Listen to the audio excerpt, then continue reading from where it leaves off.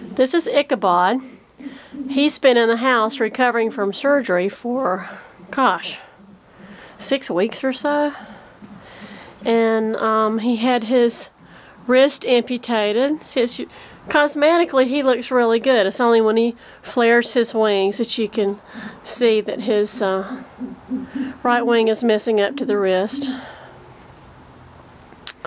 But today is his first day back in his chambers, so I'm going to put him in here and see how he does.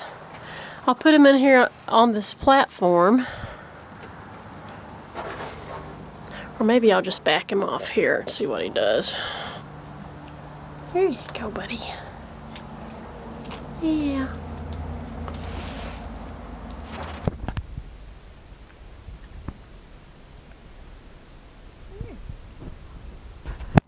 And I made him a padded cell, literally, because I don't want him to bump his surgery site.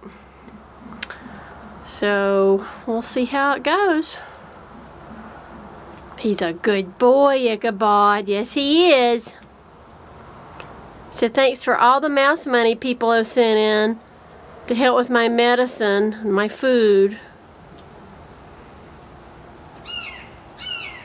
Oh.